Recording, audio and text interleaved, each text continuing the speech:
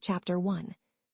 There's a soft glow on the pond as the sun dips below Central Park's elms, the orange light catching Alex's hair as he kneels on the bridge. 6 months ago, my heart hammered so loudly it was hard to hear his question. Of course, I said yes. Who would? Here was a man who kissed my knuckles in taxis, who wrote me handwritten notes tucked into my coat pocket, who made me feel like maybe, just maybe, New York could be a soft place. Now there's the wedding binder, thick tabs, post-it fronds. Each burst of color is another dream, peony bouquets, golden place cards, 5-tier cake sketches. When Lily flops beside me on the sofa, uncorking a bottle of Cabernet, she grins like it's all a lark. All right, let me see the victim, she says. She means the dress, but I can't help but snort at her terminology. I scroll through photos for her. It's blush satin, my grandma's locket sewn in. I just have to convince Alex's mom to accept Midtown, not Park Avenue. You mean the Thompsons, Lily interrupts. The ones with a foyer big enough to land a helicopter. I laugh, nudging her with my foot. They're decorated, and yes, intimidating, but they threw a beautiful engagement dinner, super generous. And told you which fork to use while you ate salad. She raises an eyebrow. Ella, please, you always see the best in people, and that's why you end up in situations like... She trails off, lips pursed as she watches me tap through my meticulously color-coded calendar. Alex is supportive, I defend, but there's a whisper of doubt threading my voice. A notification dings, email from Mrs. Thompson. I hesitate, then open it, reading aloud. Hi Ella, darling, just confirming that the plaza will be the new venue.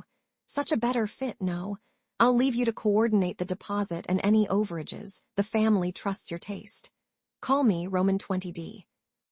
I reread it twice. Wait, the plaza, I told her. My voice falters. We can't double the venue cost. Lily shakes her head.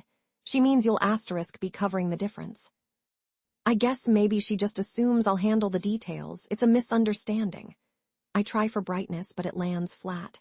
I picture my Excel files, the neat columns of savings, how they're already straining against reality. I breathe in hard and paste on a smile. It's just wedding stress. Everyone says you go a little crazy.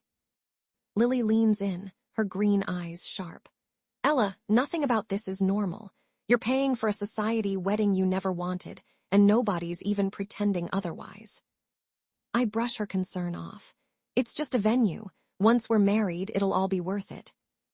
She doesn't press, but later, as I drift off in bed beside an exhausted Alex, who's full of sleep and half-mumbled plans, the email itches beneath my skin. In my dreams, I'm in a grand ballroom, running from table to table, handing out checks as faceless people toast my generosity. But it's just wedding nerves, I tell myself. Tomorrow, it'll all feel lighter. The next morning, Alex leaves early. I stare at his side of the bed, rumpled, faint cologne clinging to the pillow. In the bathroom, I pick a stray petal from my mood board and try not to tally up the hours I spent pinning and color matching, dreaming of a celebration that felt like us, not like some magazine spread. An hour later, my phone vibrates. Mrs. Thompson again. Don't forget, darling, the plaza's tasting menu is divine. Speak soon. I swallow. The plaza. I think of the deposit, the upgrades, the number gaping on my spreadsheet. I call my dad, but his number is disconnected, again. At lunch with Lily that afternoon, I ramble about guest lists and first dances while she picks at her salad. And does Alex know about the venue switch? She asks suddenly. I hesitate. I'm not sure, I mean probably. His mom said it was family decided. Lily makes a face. Just promise me you'll keep receipts. This is New York, not Downton Abbey. Don't let them bulldoze you. I try not to wince. I'm not some pushover. She smiles gently. I know, you just love big, and sometimes people use that. I glance at the endless stream of emails, invoices, to-do lists. At home, Alex texts me a meme, something silly about best husband mugs. It makes me laugh a little, and for a moment the anxieties slide away. We have our engagement shoot at Bethesda Terrace that evening. The photographer has us twirl and laugh, and Alex whispers, just us, Elle, for always. His touch is warm, steady. The city glitters behind us. But as I pose against him, the photographer asks, "So, Plaza or Midtown?" Alex, without missing a beat, says, "Mother's decided Plaza. Hope Ella can keep up." Everyone laughs, me included, but I feel Lily's words echo, "Don't let them bulldoze you." We walk home, Alex's arm around my waist. I want to ask about budgets, about what he thinks, really. But he's humming, relaxed, talking about his old school friends and the sweet Mrs. Thompson wants to book for out-of-town guests. I tell myself there's time, that these are just rich people quirks. That once the music plays and the cake is cut, the only thing that'll matter is us. But later, as I watch the city lights flicker out my window, Mrs. Thompson's email blinks in my mind. My savings account shows a new, frightening dip after the deposit clears. And I remember the tremor in my voice at lunch, the way venue upgrade felt more like an edict than a gift. I turn on my side, pressing my hand against Alex's shoulder blade for comfort, craving the world he promises. Just us. But as I close my eyes, I can't quite silence the question thrumming in my pulse. What if this is only the beginning? I sat on the edge of the shiny chair in the dining room. The whole room felt too big, too bright. The table was so long I wondered if I would have to shout for someone to pass the salt. Alex's dad, Mr. Thompson, sat at the head. He looked at me down his sharp nose and gave a small smile. "So, Ella," Mr. Thompson said, "tell me about your work. Marketing, right? Is that a stable field? How much do you make yearly?" I swallowed and tried to sound calm. "Yes, I work in marketing. It's a good job. I do well," I said. I wished Alex would jump in, but he only smiled at me from across the table. Alex's mom, Mrs. Thompson, leaned over and patted my hand. "You know, we're so proud of Alex and all he's achieved. He has quite the trust fund, of course. But even for your family, I think this wedding is a bit grand," she said. She smiled, but her eyes looked cold. "I want a nice wedding," I said, "but I have a budget I saved for years." My voice shook a little. "Well," Mrs. Thompson said, flipping her napkin, "surely you want the best for Alex. We must choose what's perfect, not just fine." She laughed, but it didn't sound happy. Mr. Thompson nodded. "Alex's friends are quite picky. People talk if things are not done properly." Alex laughed. "Mom, Dad, Ella cares a lot about making things special. She'll figure it out," he said. He grabbed his drink and took another sip. I didn't know what to say, so I stared down at my plate. The food was expensive and fancy, but I couldn't taste anything, only the burning in my chest. After dinner, Mrs. Thompson asked me to come to the sitting room. She smiled at me. "Ella, let's look at some wedding ideas," she said, showing me photos on her tablet. There were huge flower walls and shining lights and a huge chocolate fountain. I blinked. "This is a lot," I said, trying to laugh. Mrs. Thompson leaned in. "Darling, I know you're worried about money, but you can't, cheap out on things. The guest list is double what you wanted, and you'll handle the difference. That's what the bride's family does," she said. My stomach felt sick. "But my parents aren't here, and my family isn't rich," I said. "Oh, sweet girl," she said. "That's just how it's done. You wouldn't want people to think you can't handle it, would you?" I shook my head, even though inside I wanted to scream. Was she joking? She acted like I should be thankful to pay more. Before I could speak, Alex walked in, grinning. "Ella, we have to tell Mom about the new flowers," he said. Mrs. Thompson stood up. "Alex, darling, I was just saying how Ella will cover the flowers, since it's tradition and all." I looked at Alex, my heart pounding. "Did you promise that?" I asked. Alex rubbed the back of his neck. "I mean, isn't it normal? Your family pays for the flowers, right?" he said. "My family can't, Alex," I whispered. "I'm paying for everything already." He just shrugged and laughed. "It's just flowers, it's not that much." Mrs. Thompson waved her hand like it was all settled. "Great, that's cleared up. The florist says the arrangement is only $15,000. I'll send you the bill, dear." 15,000. My whole body felt cold. I can't," I stammered. Mrs. Thompson smiled. "I know it's a lot, but you'll find a way. We all make sacrifices." After that, everyone left me alone in the big room. The light seemed too bright and the chairs too big. All I wanted was to go home. Later, I found Alex in the library with his dad. They were laughing about golf clubs. I stood in the doorway, and Alex looked up, his face happy. "Ready to go, babe?" he asked. I nodded, but I wanted to cry. On the way home in the car, Alex talked about his dad's golf game and how funny his old friends were at dinner.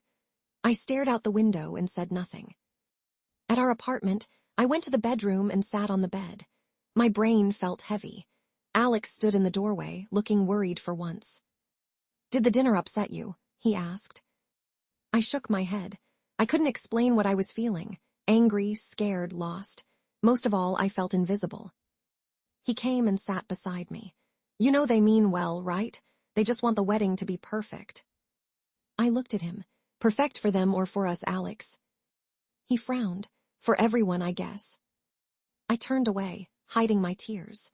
I didn't know who I was marrying anymore. In the middle of the night, I woke up and stared at the ceiling. I felt so alone. Was I making a huge mistake? Did Alex even care what this was doing to me? A part of me wanted to run, but where would I go? The clock clicked to 2:00 a.m., and I wondered if I could ever speak up, or if the Thompson family would keep making all the choices for me. I lay there, my heart racing, and I knew something had to change. But how? I sat at our kitchen table with a stack of papers. There were bills, emails, and wedding lists everywhere. My head hurt from looking at all the numbers. Alex walked in, eating a granola bar. "Hey babe, why are you up so early?" he said. "I can't sleep," I said. "I need to show you something." He looked at my spreadsheets and sighed. "More wedding stuff." I nodded. "Yes, and it's serious, Alex, look." I pushed my laptop toward him. "All these bills," I said. "The flowers, the plaza deposit, the food tasting. It's all coming from my account." He didn't even really look. He shrugged. "That's just how it works, right? Your family handles those things. Mine pays for the rehearsal dinner." I stared at him. "Alex, my family isn't here, you know that. I saved for years. Your family has so much more money." He leaned against the counter and shook his head. "I think you're being dramatic, Ella. Lots of brides pay for stuff. My parents expect tradition." I felt my cheeks get hot. "So tradition means I spend all my money and you don't help. That's not fair." He made a face. "Ella, don't make this a big deal. We're getting the best wedding, aren't we?" I felt something break inside. "It's a big deal to me. I'm scared, Alex. My bank account is almost empty." He rolled his eyes. "God, don't be so emotional." Just then my phone rang. It was Mrs. Thompson. I answered it. "Hello." She didn't even say hello back. She said, "Ella, we need to upgrade the catering package. You'll take care of it today, yes? It's urgent. The chef needs an answer." I held the phone away from my ear, then put it back. I need to look at the cost first," I said. She scoffed. "Darling, this is important. I'm counting on you to handle it. Alex trusts you." She hung up before I could say anything else. I put my phone down and looked at Alex. "Did you know about this?" He shrugged again. "She told me she was going to call. Don't worry so much." That's when I couldn't hold it in. My head felt dizzy. My eyes were hot with tears. "I am worried, Alex," I said. "I feel alone. You're supposed to be on my side." He walked away, shaking his head. "You need to calm down." I just sat there, blinking fast, trying not to cry. Later, I met Lily at our favorite coffee shop. I could barely hold my cup. "What's wrong?" Lily said. She looked into my eyes. I tried to smile, but tears slipped out anyway. "I'm losing everything. I'm losing myself." She reached over and squeezed my hand. "Ella, listen to me. This is not right. You're being used. They want your money and you to do what they want." "I know," I said. "But if I say something, will Alex choose them over me?" She shook her head. "If Alex really loves you, he has to stand with you, not with his mom and dad. You deserve better." "I already spent all my savings," I whispered. "What if I have to call everything off? What if I lose Alex?" She wrapped her arms around me, and I started to cry. I couldn't believe this was happening. I just wanted to marry the boy who loved me in the park, not fight for every dollar. Lily rubbed my back. Ella, you have to stand up for yourself, she said, or they'll walk all over you forever. I'm scared, I said. I don't know if I'm strong enough. You are, she said. You have me. We'll figure this out together, but you have to see the truth, Ella. This is more than wedding stress. This is about respect. I nodded, but my hands still shook. On my way home, I replayed the fight with Alex and his mom's cold voice over and over in my head. I tried to remember the last time I felt happy about my wedding. I opened the door to my apartment and saw Alex's coat on the chair. For a moment, I hoped he'd say sorry, but the apartment was quiet. I sat on the edge of the bed, heart pounding. I still didn't know what to do. Would Alex ever listen? Or was I about to lose the person I loved most? I closed my eyes, and my phone buzzed again. My stomach dropped when I saw another message from Mrs. Thompson. Did I dare open it? I took a deep breath and walked into the fancy restaurant, wishing I could disappear. Mrs. Thompson was already sitting at a table by the window. She smiled like everything was perfect. Ella darling over here, she said, waving. I forced a smile. Hi, Mrs. Thompson. She glanced at her watch. I simply must order champagne. It's a celebration after all. A waiter came and Mrs. Thompson pointed at the bottle without even asking me. Bring us your best, she said. I wanted to talk about money right away, but my voice felt stuck. Such progress on the wedding, don't you think? She said, turning to me. The plaza will be magical and the guest list is impressive. Have you decided who you're cutting from your side? I swallowed. Actually, I wanted to talk about the costs, I said. The bills are getting much bigger than we planned. Mrs. Thompson sipped her champagne and smiled. Well, that's what weddings are, dear. Expensive. But it's for Alex, after all. I tried again. I'm scared. I've already spent all my savings. Some of these things, like the flowers and the food, I just can't pay for. Her eyes changed. They got cold like winter. Ella, I hope you're not telling me you can't handle this, she said. If you're a Thompson, you have to be able to support Alex in every way. I felt tiny in my seat. But I'm doing my best, I whispered. She leaned closer. Maybe your best isn't enough. There are plenty of girls who would be happy to step into your shoes. My hands shook under the table. I love Alex, I said, but this is more than I can do alone. She snapped her menu shut. You must think hard, Ella. Alex deserves someone who can keep up financially and socially. Are you sure you're ready? I looked down at the table. I felt angry, but more than that, I felt sad. I thought she would understand. I guess I was wrong. The waiter brought the bill and set it in front of me. Mrs. Thompson didn't even look at it. She just stood up and said, Thank you for lunch, dear. I trust you'll take care of it. Then she smiled and put on her sunglasses. But, I tried to speak, but she was already walking away. I put my card down, fighting tears. As I walked out, my phone buzzed. It was a message from Alex. How did lunch go? Mom says everything's fine. I stared at his text. Was he not listening to anything I said? Did he even care how I felt? Lily called as I got outside. How'd it go? She asked. I tried to keep my voice strong. She basically said I'm not good enough if I can't pay. She made me pay for lunch. I think she hates me, Lily. Lily's voice sounded angry. Ella, that's messed up. She can't treat you like this. And Alex just lets her. Yeah, I said, my voice cracking. He thinks I'm just stressed. You're not just stressed, Lily said. They're pushing you, hoping you'll give in or give up. I started to cry, covering my face as people walked around me on the sidewalk. I feel like a failure, Lily. This isn't what I wanted. I know, Lily said. But don't give them all the power, Ella. You're stronger than they think. I wished I believed her. When I got home, Alex was at the table. He looked up and smiled. You okay? He asked. No, I said softly. He frowned. What happened? I stared at him for a long time. Why won't you listen to me? I need you, Alex. Everything is falling on me. He brushed crumbs off his shirt. Mom just wants the wedding to be perfect. But what about what I want? I asked, my voice shaking. Don't I matter? He got up and hugged me, but I felt cold inside.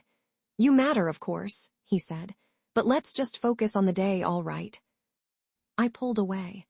"It's all about the day for you, but for me, it's every day. I can't keep doing this." He didn't answer. I went to the bedroom and closed the door. I stared at the ceiling, feeling more alone than ever. I kept hearing Mrs. Thompson's words in my head, like a mean song I couldn't turn off. Maybe I really didn't belong with the Thompsons. Maybe they would do anything to push me out. My phone buzzed again, another message from Mrs. Thompson. This time the subject line said, "Let's discuss the next steps." I felt a cold chill run through me. What now? I sat on the floor in my room, papers all around me. My hands shook as I picked up different wedding bills. There were so many numbers. The costs were way too high. I stared at one contract for the flowers and squinted.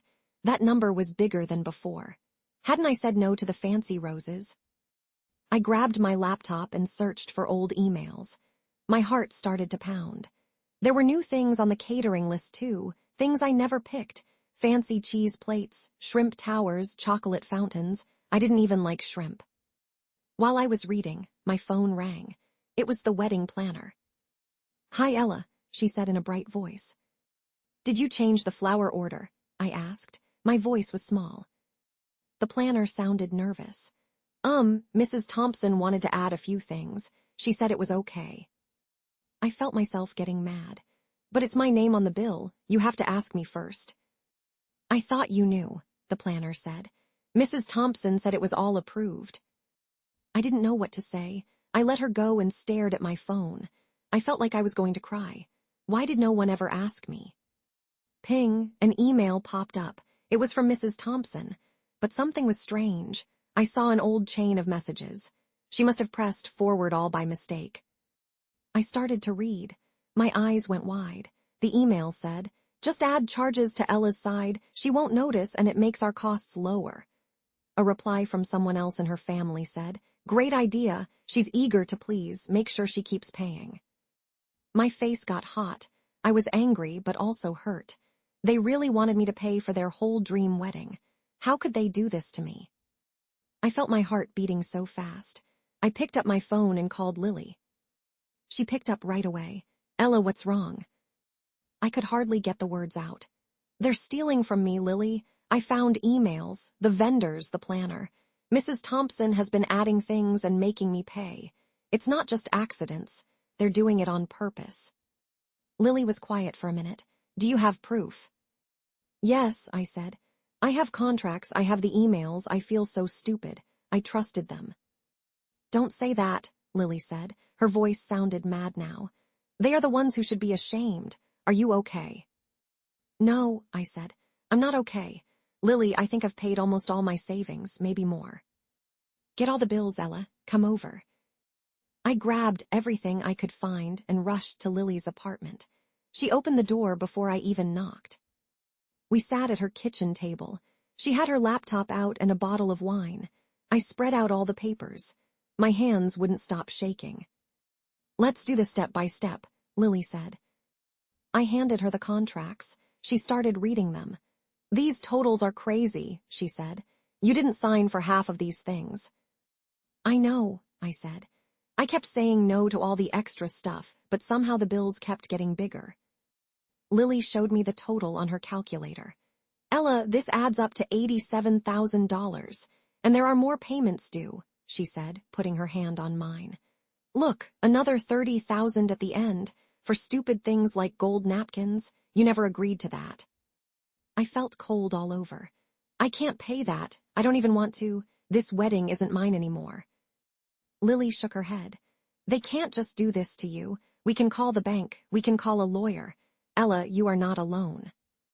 I started crying. Tears dripped onto the papers. "What if I have nothing left, Lily? What if I lose everything?" She hugged me tight. "You won't. I promise I'll help you. You aren't crazy and you aren't weak, but you can't keep letting them control you." I nodded, but I was so scared. What would Alex say? Did he know? Did he care? I wiped my eyes. I need to talk to Alex.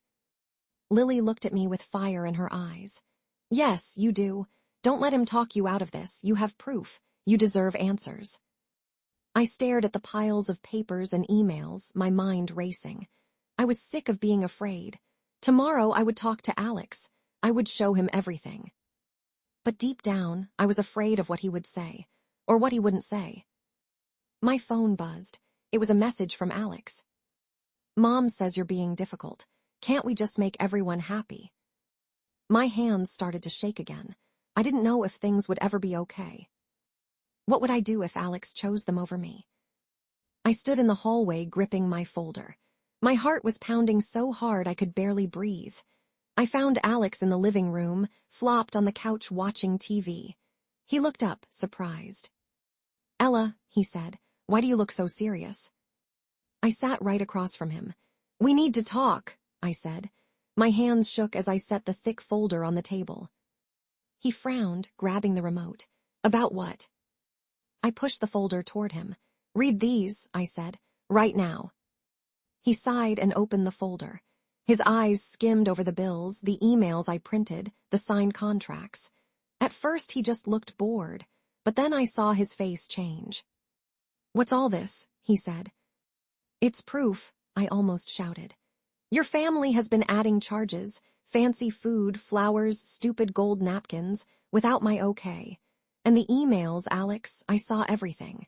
Your mom told people to charge me for stuff I never wanted." He shook his head. "No, it's not like that, Ella.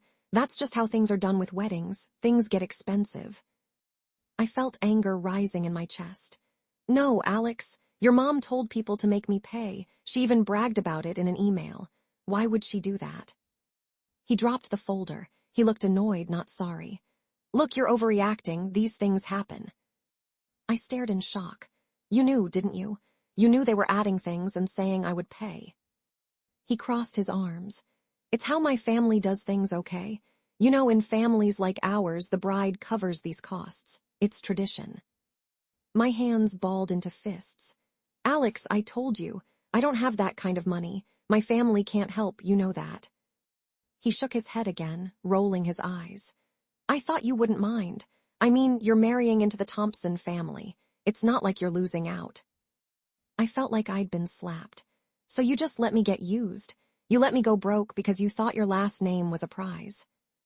He stood up, his voice sharp. "No one's using you. You're just being dramatic." I stood too. "All of my dreams are gone. You said this wedding was about us, but it's been about your parents from the start." He looked away. "You're making this so much harder than it needs to be. Just trust me. It'll work out." I shook my head. "No, Alex, I need you to pick. Stand up for me against your family, or I walk away." He glared at me like I was the problem. "God, Ella, calm down. You're being completely unreasonable. It's just money." "It's not just money," I yelled, my voice echoed. "It's about respect. If you can't see that, then I guess you never will." He grabbed his jacket. "I'm done with this conversation. Text me when you're ready to be reasonable." Then he slammed the door hard behind him. I stared at the empty room. My mind was spinning. My heart felt both broken and angry. I looked at all the papers, all those months of plans. None of it felt like mine anymore. I sat down on the couch, hugging my knees to my chest.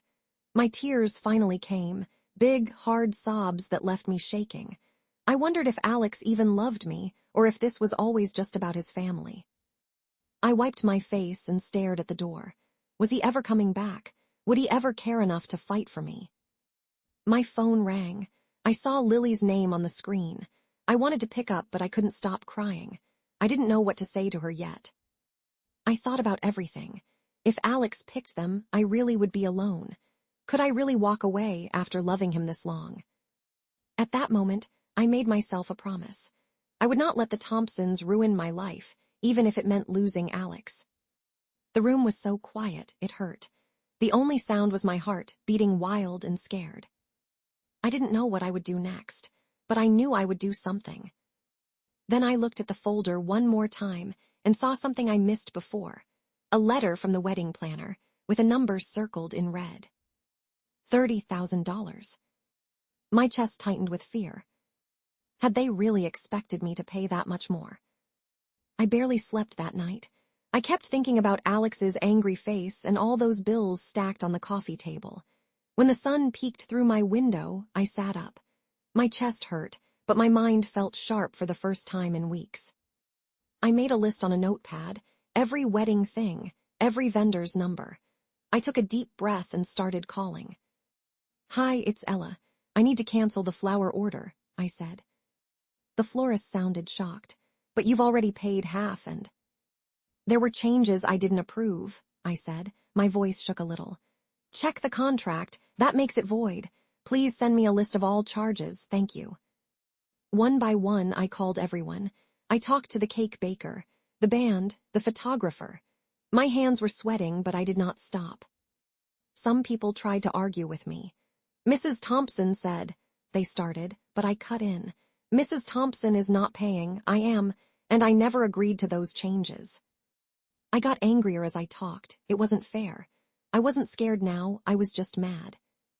After lunch, I walked to my bank with a folder full of proof. I waited in a stiff chair, bouncing my knee. Finally, a banker called my name. I went up to her desk. "There are charges I never agreed to," I said. I showed her the emails, the contracts, and the list of all the things Mrs. Thompson added. The banker frowned as she read the papers. "It looks like fraud," she said. "The planner changed things after you signed." "Yes," I said quietly. "They tricked me." My voice shook, but I felt stronger with every word. She nodded. "We can dispute these. It will take some time, but you brought good proof." I nodded too. My hands had stopped shaking. When I left, I felt a little lighter. Back in my apartment, I sat on the floor, surrounded by canceled contracts and old wedding plans. My phone buzzed nonstop with calls and texts, but I ignored them all. I just needed to breathe. Everything felt different. The wedding was falling away piece by piece. At first, I was sad. Then a strange feeling started to grow. It was new. It was freedom. My phone lit up. It was Alex calling. I let it ring. I needed more time. I stared at his name on my screen. Did he miss me? Did he even understand what I'd been through? My apartment was messy now. The white dress hung on the back of my chair. Wedding magazines were stacked in the trash. I picked up a picture of Alex and me at the park, right after he proposed. We both looked so happy then. I set it face down. There was a knock at my door. My heart jumped. For a second, I was scared Alex had come back angry. I peeked through the peephole. It was just a delivery guy with a letter.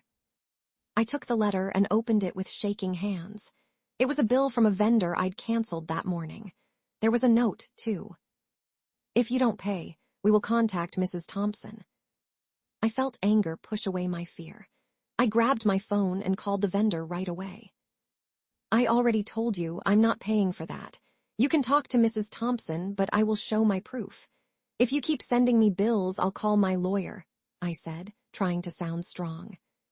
There was silence then. "Understood, miss." When I hung up, I let myself cry. Not because I was broken, but because I was finally doing something for myself. I was tired and scared, but maybe, for the first time, I was getting free. Later, I sat in silence and looked around. There were no plans left to fix, no more checklists.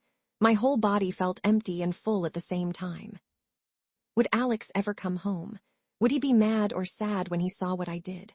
Would I be all alone now? I didn't know the answers, but I had one more thing left to do. I picked up my phone and texted Lily. "All the wedding stuff is canceled," I wrote. "I can't go through with it unless things change. Can you come over tonight? I think I need a friend." I waited, heart pounding, as the sun started to set. I wondered if I'd ever feel happy again. Then, just as my phone buzzed with Lily's answer, there was another loud knock at my door. I held my breath, wondering who it could be. When I opened the door, Alex stood there. He looked tired. His hair was messy and his eyes were dark. He walked inside without waiting for me to say anything. "I thought maybe you'd called me back by now," he said. I crossed my arms. I didn't have anything to say. He stared at the stacks of canceled contracts and the empty invitation boxes on the kitchen table. "What happened here?" he asked. His voice was sharp, almost angry. I canceled the wedding, I said. Most of it anyway. He shook his head. You're joking, right? This isn't funny, Ella. I'm not joking, I said. I can't keep paying for a wedding I don't even want anymore. Not like this. He looked shocked, then he looked mad. You can't just do that. My mom and dad, everyone is expecting. I cut him off. I don't care what they expect, Alex. None of them care about me, not really. They just want a perfect show. He slammed his hand on the counter. Ella, you're being dramatic again. We can't just cancel everything. What about our guests? What about my family? I felt tears in my eyes, but I didn't let them fall. What about me, Alex? What about what I need? I begged you to help. You didn't listen. He glared at me and picked up a leftover invitation. So you just give up. You throw away everything we planned. I shook my head. No, I saved myself. I was drowning, Alex, and you never tried to pull me out. He looked down at his phone. Maybe you need more time to calm down. I spoke softly, my voice shaking. I'm not the one who needs to calm down. You are, because I finally stood up for myself and you can't handle it. He turned away, looking like he didn't know what to say next. Suddenly, he grabbed his phone and called his mom. I could hear her voice, loud and cold, on the other end. She did what? Mrs. Thompson yelled. Put her on the phone. Alex handed me the phone, but I didn't want to take it. He pressed it into my hand anyway. Ella, Mrs. Thompson barked. What do you think you're doing? You are breaking a promise, young lady. We will sue you for damages if you back out now. I felt my fear fade and anger grow. You can try, but I already talked to a lawyer. You and your wedding planner changed contracts and added things behind my back. I can prove it, Mrs. Thompson. She was quiet for a second, then spoke sharply. You think you can fight us? I said, yes, I do. I handed the phone back to Alex and took a shaky breath. My heart was pounding hard, but I stood straighter. Alex looked pale. Why would you talk to a lawyer? He said, his voice small. My best friend is a lawyer, Alex. I had to protect myself, I said. He sat down, looking lost for the first time. You actually mean it. You're really ending all this. I nodded. I'm not doing this wedding. Not with your family acting this way. Not when you won't stand up for me. He ran his hand through his hair. What happens now? I felt a tear slip down my cheek. I don't know, I said, but I can't marry you, not if you won't fight for me. We were quiet for a long time. I looked at the mess of canceled weddings and old dreams. He stared at his hands. Maybe Mom was right, he finally said. Maybe you don't belong in our world. Maybe not, I said, my voice small but sure. He stood up and walked toward the door. Let me know if you change your mind, he said. He closed the door behind him. Suddenly the apartment felt very still. My heart hurt, but there was also something else, a tiny piece of hope, or maybe just relief. My phone dinged. A new message from Lily. We have good news, call me. I looked at the closed door, then back at the message. I didn't know what good news could sound like after all this, but I needed it. I wiped my tears and picked up the phone. I sat in the little cafe by the beach, staring at the ocean waves. The table was set for a party, but now it was just 2 glasses, 2 plates, and me and Lily. This cafe was supposed to be for my bridal shower. Instead, it was just us and a pile of moving boxes at my feet. Lily smiled and poured us both mimosas. You know, she said, I think we look better in sunlight than under $1,000 chandelier anyway. I tried to laugh. I still remember the plan, I said. Big cake, cute games, all those bows. Instead, it's boxes and bagels. Your way is better, Lily said. No drama today, just you and me. I looked at her. Do you think I did the right thing? What if everything falls apart now? She shook her head. Ella, your old life already fell apart. That family tried to scare you, but look at all you've done on your own.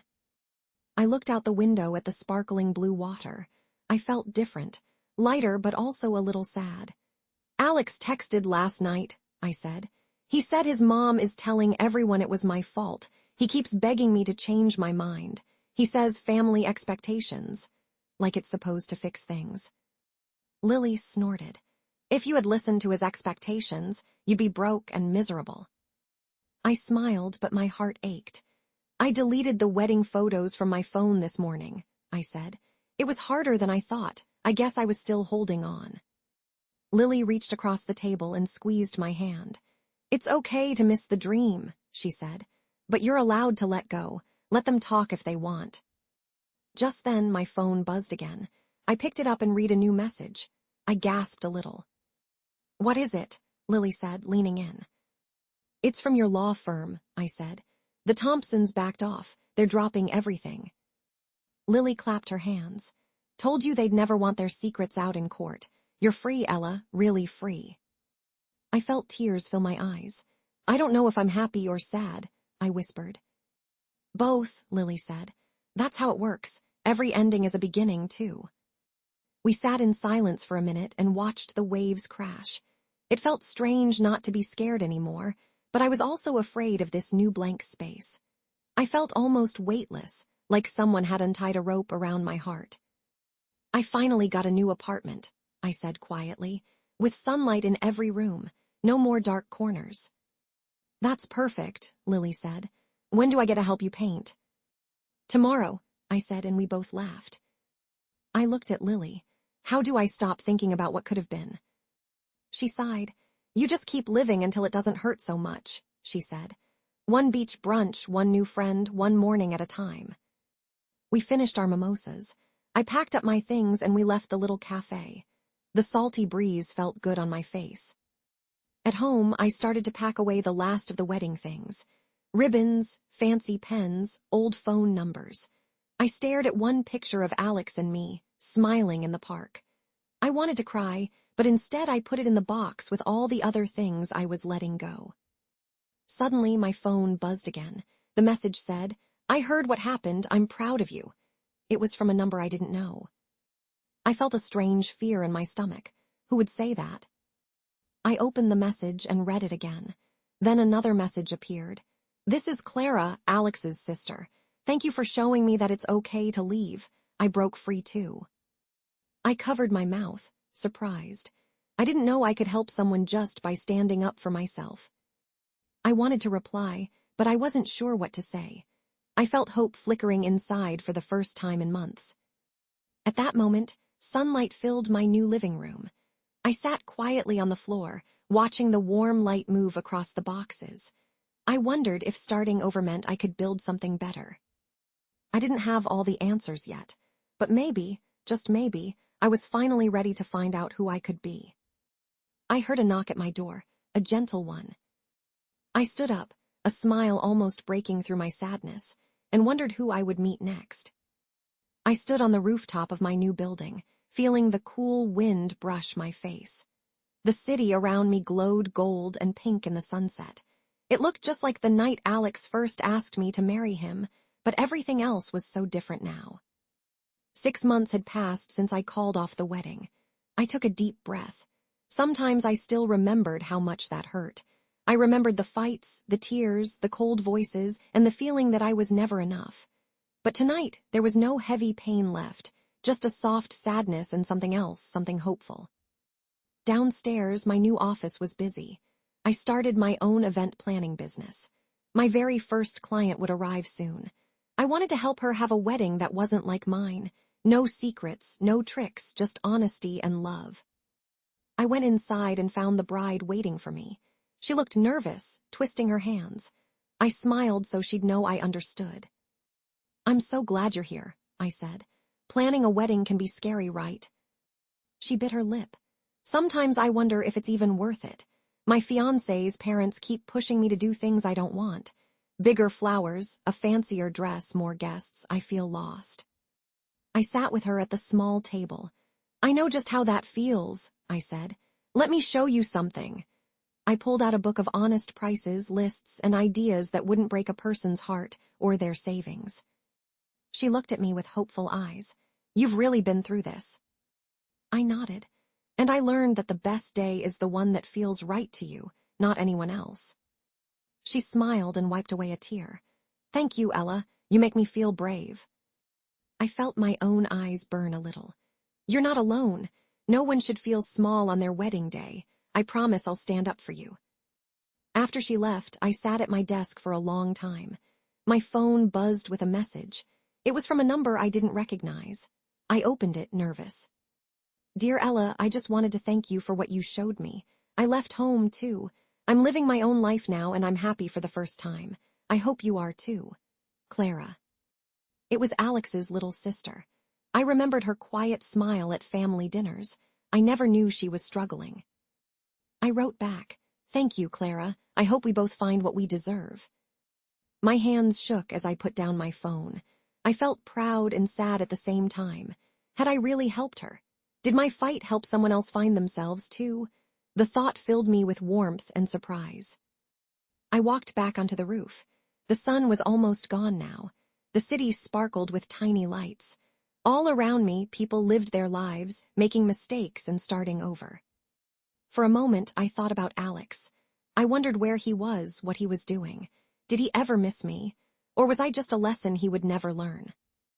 I closed my eyes and let the old feelings go bit by bit. I thought about everything Lily had done, how she'd stood by my side, fought for me, believed in me when I didn't believe in myself. I would thank her again when I saw her. There was a knock at the door behind me. I turned and saw Lily coming out onto the rooftop, waving. "Hey," she said, out of breath. "Big day with your first client." I laughed, feeling lighter. "Yeah, she's afraid, but I think she'll be okay." Lily handed me a little paper bag. "Emergency chocolate," she said, "for brave girls who start over." I hugged her tight. "Thank you for never giving up on me." Lily smiled. "You did this, Ella. You fought them all. I'm proud of you." We leaned on the railing, looking out at the city. For the first time in so long, I felt really excited for what came next. "Do you ever think about what your future could be now?" Lily asked. I smiled. "I'm not sure, but this time I get to decide." We watched the last bit of sunlight fade away. Lights started to blink on all over the city. I felt calm and strong. There was still sadness, but it was finally smaller than the hope inside me. I looked at Lily and said, "I think I'm ready for whatever comes next." She grinned, "Ready for adventure?" I nodded, "Ready." As the night settled over the city, I felt like my story was just beginning.